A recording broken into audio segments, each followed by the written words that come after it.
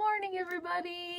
I was just gonna do a little short live this morning to talk about 100 days projects because I think they are so incredible. And maybe I'll just give a few moments to see if anybody is coming on. I'm doing this on my phone and I don't even know if I can see if anybody's here. But whether you're watching it now or whether you're watching this later, I just wanted to talk about 100 Days Project. So last year, hey Cheryl, Andrea, good to see you. I'm wearing my snake that my mom knit for me, which is such a precious belonging of mine.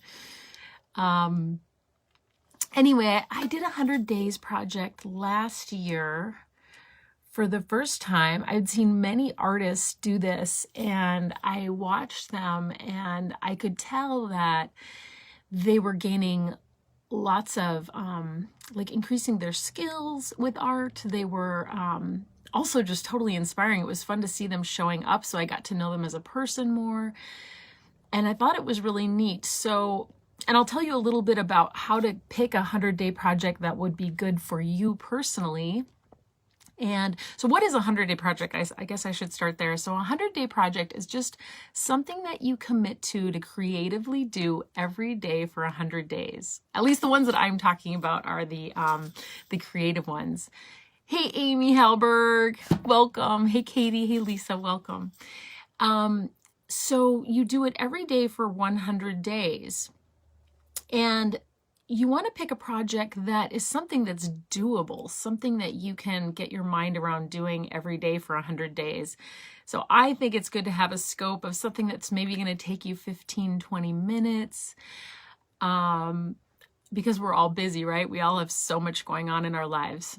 So you're going to do this project for 100 days. It's going to take you, I don't know, 15, 20 minutes, a half hour. Maybe some people do more, but I think you want to be careful that it's not something that takes too long.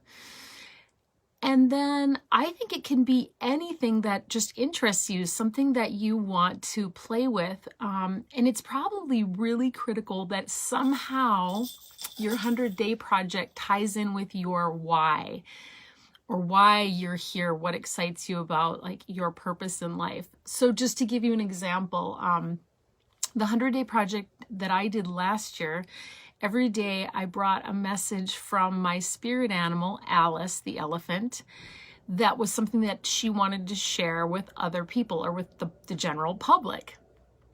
And how that tied in with my why is that I wanted to be spending more time. I realized that my life had gotten busy and I had drifted away from having like regular communication with my spirit animals, or you might say regular communication with my higher power. And so anyway, I just thought that that it would be really cool to like do something where I would get to spend time with her every single day, receiving her wisdom. So maybe, and also part of my why in my life is like, I love to inspire people and to remind people there's magic in the world and that the world is a good place, despite all the, the hard things that we're all going through at various times. And so that project I just shared, it took me about 15 minutes, maybe a little extra time, but I shared what Alice's message was and I shared an image, and that eventually became, I decided to take that 100-day project and hatch it into a deck of cards, and it eventually turned into a whole book project. Now, your 100-day project doesn't necessarily have to turn into a larger project, but it just might. And so if you're a writer or somebody who wants to be writing more or wants to be painting more or creating more, 100-day project is really awesome. So I'm going to say this now. I think I'm going to start mine on November 1st. And I just wanted to invite any of you who are curious about this or wanting to do it to start with me so that we can kind of, together, sometimes it's easier to do something when you see somebody else doing it in parallel. Anyway, I just think it's a wonderful thing to do and would love if you have ideas about what you're going to be doing. I think I have honed in on what mine is going to be. I'm going to be drawing, I think, I haven't totally committed to this, but a beastie every single day, sketching, which I'm not very good at sketching, but I like doing it and I want to get better at it.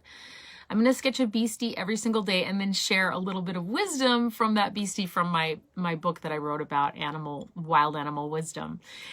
So I think that's my project. So I just wanted to encourage anybody who's watching this that 100-day projects can be such an amazing way to kind of jumpstart our creative lives. Also to help the world, because I believe firmly that we're all here to share our creative gifts. And we don't have to be professional artists. We don't even have to know what we're doing. We just have to have an open heart and a willingness to show up every day. And what you will learn about yourself in 100 days is that, a few of the things that I learned is that, the first maybe 20, 30 days aren't too hard, but then it gets challenging and we start to self-doubt can creep in. Maybe I don't have any new ideas, or maybe this feels too restrictive. It's okay too if you want to pivot and change, maybe halfway through your 100 days project, you're like, well, I can't paint another horse, today. I'm just so sick of horses. Maybe you're going to allow yourself to pivot and paint, the places where wild horses run or something like that, for example. So we learn about our creative selves. And one thing I learned on my 100-day project last year was that I thought I'm going to run out of, Alice is going to run out of ideas. I keep visiting her, but maybe there won't be anything more to say, or she won't be able to give me anything new, or I'll just ruin this connection with her. I had so many fears come up when I was doing it. It was really interesting. But every time I went, ladies and gentlemen, Alice was there and she shared something unique every single day. There were themes. Sometimes for 3 days in a row, I would get something from her that was related to a theme. But all related to a particular topic. But what I realized from that project is that my creativity and Alice's creativity is infinite. In a sense, nothing new has ever been done. But on the other hand, we're so unique that we are special and can pull it forward, in a totally new way. So anyway, I just want to invite you, if you're interested, to hatch a 100-day project of your own and to commit to one. And I'm going to start mine on November 1st. And which means we'll be doing through the holidays, which will, that'll provide its own little set of challenges. And if you want to learn more, I'm going to add a link to the comments, but I believe the website is 100daysproject.org. And you'll see there that most people start in April, but you do not need to wait till April, people. We do not have time to wait. We got to get our creativity going now. And so anyways, I am just going to, and Claudia is saying, now I can see the comments finally. Claudia is saying, I'm in. Awesome. So sweet. Oh my gosh, I can bring you in on camera now. This is wild. This is so amazing. So if you want to, share or have a comment or a question about anything, I'd be happy to chime in or, give feedback about anything.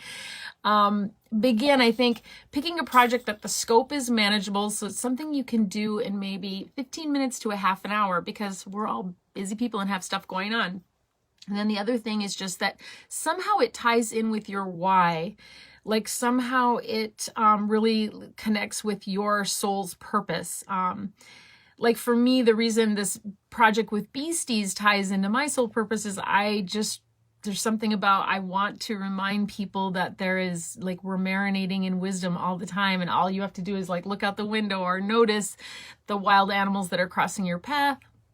And so that really thrills and excites me.